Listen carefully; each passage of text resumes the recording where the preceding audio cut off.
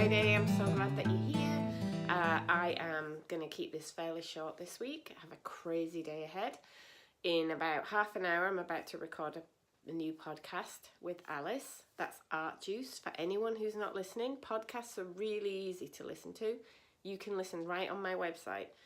Go to louisefletcher.com/podcast and the episodes, the most recent episodes are there, and you click back pages if you want to see older episodes.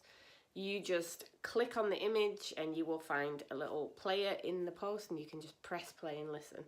You can also listen on iTunes or Spotify or any podcast platform. But if you've never listened to a podcast before, give it a go. It's just like a radio station on the internet, or radio show on the internet. So, what am I doing besides recording that? Which always takes longer than we think because there's giggling and mistakes and having to pause and start again and chatting and deciding what we're going to talk about. But other than that, I am preparing to get my work off for a solo show which is happening in a small gallery in Skipton, which is the nearest town to me. And I'm really excited about this because it's the first time I will have shown all of the work I've been working on for the last year together.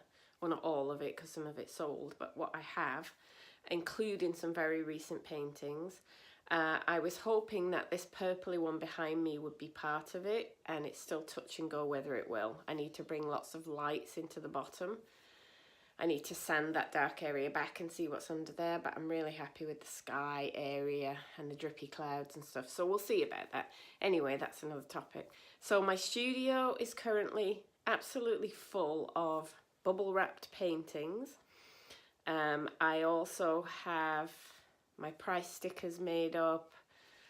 I have kind of made a plan, but until I get in the space, I can't really do that. I've got my leaflets printed up to hand out. I've got new business cards made.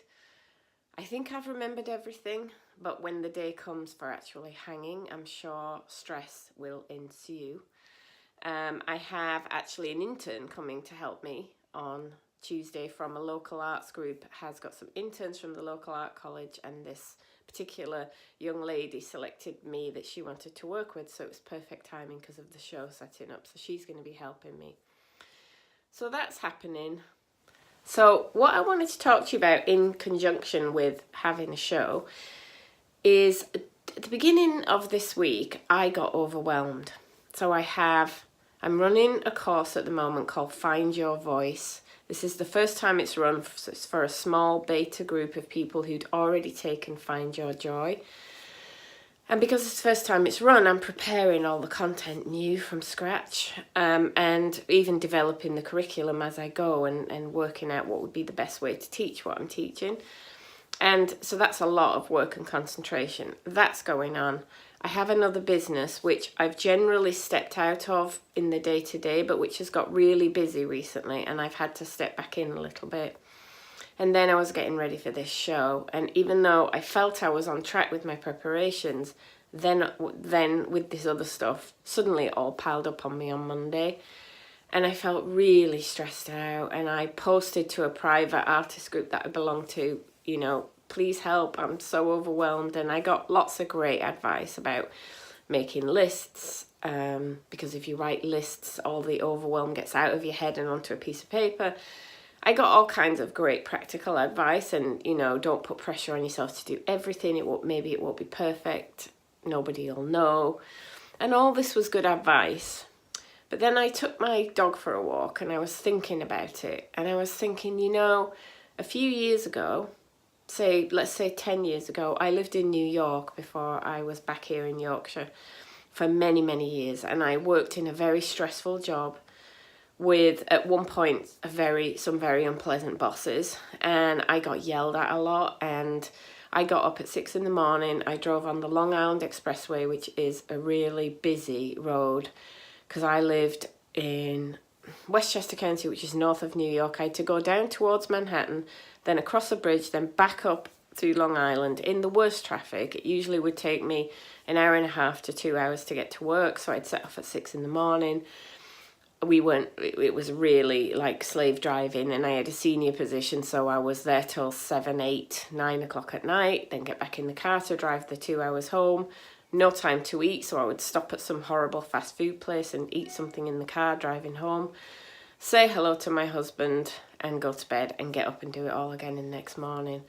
And that used to be my life, and we had a lovely home, and you know, lots of things about it were great, but that was my work life. And that was where my stress came from.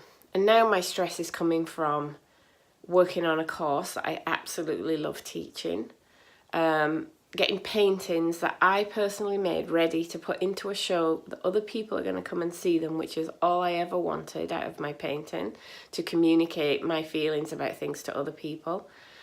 And coming from the fact that my business that I own is busier than expected, and therefore there's more work to do. And those are all amazing problems to have. And I thought about how, if you could have told me 6 years ago when we moved home to England, when I wasn't making art at all anymore, if you could have told me that when you land, this urge to paint will come back almost immediately that you land in England, and that you'll start making art and you'll, within a few years, have your own exhibition, and within a few years you'll have people who want to learn from you, lovely, lovely people who want to come and be on a course with you, so that you can spend your days writing about art and making art and teaching about art, I would have thought you were on some kind of crazy drugs, and I would have asked you where you got them from, because I would have wanted some too. So it just shows you where this art journey can take us. So first of all, my point was, I reframed my stress really easily once I realised how much I have to be grateful for. And I would much rather be stressed out with getting ready for this show than not. But also, it really shows where your art can take you. And if that can happen for me, well, I started painting as opposed to drawing 3 years ago. I started with acrylics 18 months ago. If this can take me here in that amount of time, where can it take me in the next 18 months?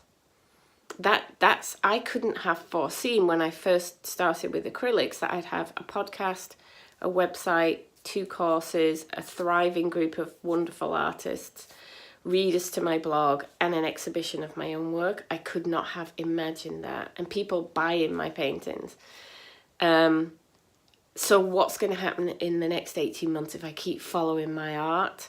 And that's what I wanted to say to all of you. If you feel like you're not where you want to be yet, I feel you, because I've been there too. But just look at what can happen in such a short amount of time and imagine what's possible for you, then double that amount of time. So don't stress if you're not where you want to be. Just follow your art. That's my message for this week. So I'm going to go and get ready to record this podcast. I hope you all have an amazing day and a great weekend, and lots of painting goes on. Take care. Bye.